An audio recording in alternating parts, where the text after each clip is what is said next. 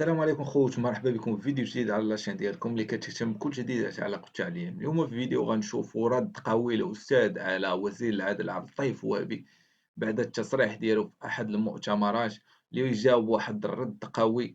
أهان فيه كرامة عبد اللطيف وهبي ورد عليه ردا قاطعا. نخليكم مع التصريح ديال عبد اللطيف وهبي ومن بعد غندوزو الرد ديال الأستاذ. ما تنساوش جيم تخليو شي كومونتير زوين وتابوناو في القناة إلا كنتو كتبغيو توصلوا بكل جديد يتعلق بالتعليم. مطولش عليكم، خليكم مع الفيديو. سيد الرئيس الحكومة، أنا أدعمك حتى نظام متفق معايا في أي قدرة على الحوار مع أي جهة كانت، دخول في الحوار، ولكن الحوار يكون ماشي بلي الدراع.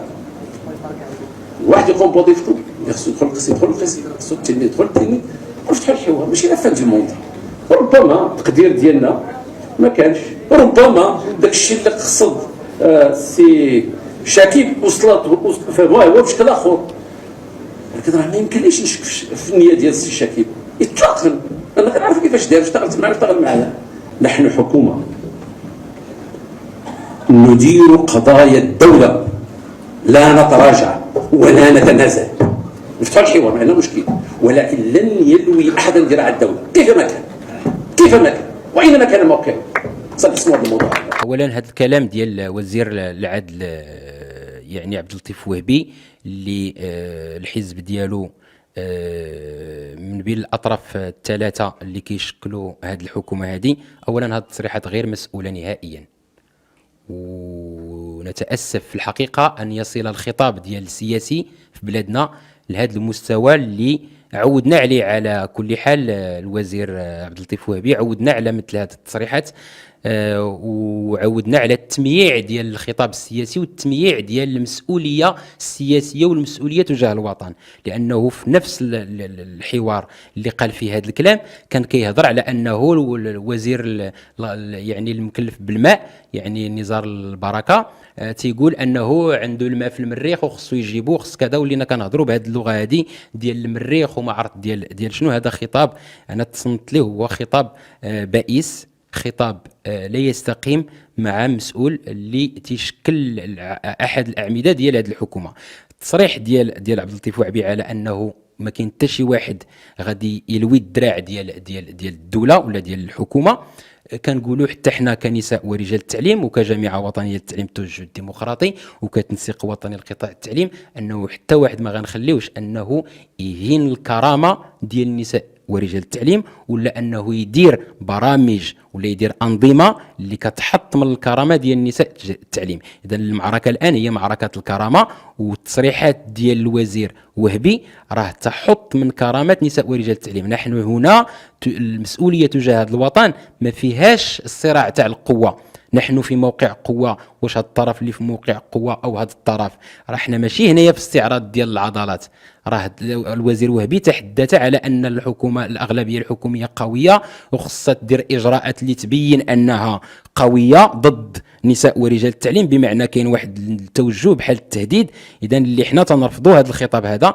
المساله الثانيه اللي تيقول انه ما كاينش اللي غادي نقبلوا ان شي واحد يلوي الدراع ديال الحكومه، وكاننا هنا في حرب ديال من الاقوى، في حين ان المعركه الان هي معركه من اجل المصلحه ديال التعليم في بلادنا، المصلحه ديال بنات وابناء الشعب ديالنا في التعليم مستقر متطور عصري متقدم مجاني من التعليم الاولي الى التعليم العالي، مدرسه عموميه مجانيه متطوره فيها التجهيزات فيها الامكانيات، فيها مثلا التعليم في العالم القروي، المدارس في العالم القروي، النهوض بالتعليم بالعالم القروي، النهوض بالمؤسسات في العالم القروي. وبالتالي هذا الشيء اللي خصو يكون ينصب عليه الاهتمام ديال الوزير وهبي، عوض انه ينتج بحال هذا الخطاب اللي خطاب عدمي، خطاب بائس، خطاب فيه يعني استهداف الكرامه ديال النساء ورجال التعليم، وهذا لا يليق بمسؤول سياسي. راه ما يمكنش نلقاو ان جميع الفئات تخرج للساحه وكتحتج، والدليل هو انه يعني ازيد من 100,000 مشارك في المسيره ديال 7 نوفمبر، والوزير وهبي للاسف يتحدث ان 40 ألف هي اللي رافضه النظام الاساسي، وان الباقي 200 الف انه كله راه متفق مع المضامين ديال النظام الاساسي، وهاد 40 الف خصنا نديروا اجراءات باش انه حتى واحد ما يلوي الدراع. راه المسيره ديال 7 نوفمبر كانت رساله واضحه للحكومه ولوزاره التربيه الوطنيه على انها تحمل المسؤوليه ديالها تجاه بلادنا، تحمل المسؤوليه ديالها تجاه قطاع التربيه الوطنيه، تحمل المسؤوليه ديالها تجاه نساء ورجال التعليم، باش تلبي المطالب ديال النساء ورجال التعليم وتحل الملفات العالقه وتحفز بشكل اساسي نساء ورجال التعليم عبر تحفيزات واضحه من خلال الزياده في الاجور، الزياده في الاجور بما يعني الزياده في الاطار وليس الزياده في المهام، رغم انه بالنسبه للنساء ورجال التعليم ما كاين لا زياده في الاطار ولا زياده في المهام، هناك مهام جديده بدون حتى يعني التعويضات عليها. وبالتالي الاجواء ديال الانفراج لن تتم الا باسقاط هذا النظام الاساسي من طرف الشغيله التعليميه او سحبه تطوعا من الحكومه ومن وزاره التربيه الوطنيه، وعلى يعني الجميع يتحمل المسؤوليه، لانه فعلا الاباء والامهات الان في واحد الوضع يعني جد حرج، واحد الوضع يعني مقلق، لان وليداتهم وبناتهم الان ما تيدرسوش، لانه كاين التوالي ديال الاضرابات.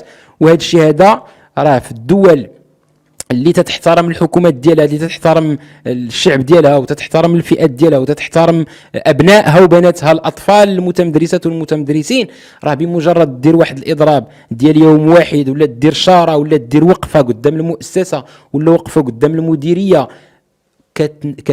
كتدير وقفه باش انها تراجع الحسابات ديالها، تراجع السياسات ديالها بما يخدم المصلحه ديال البلاد والمصلحه ديال المدرسه العموميه. هذا الشيء ما دارتوش الحكومه، ما دارتوش وزاره التربيه الوطنيه، فرضت هذا الشيء ومصره عليه، والتصريحات ديال المسؤولين في الحكومه تزيد الغضب ديال الشغيله التعليميه، تزيد الاحتقان. وهذا الشيء هذا ممارسات راه ما يمكن حتى شي سياسي اللي كيحترم راسو انه يلجا لهذا الاسلوب. لا تنسوا الاشتراك في القناة ليصلكم كل جديد يتعلق بالتعليم. إلى اللقاء في حلقة قادمة إن شاء الله.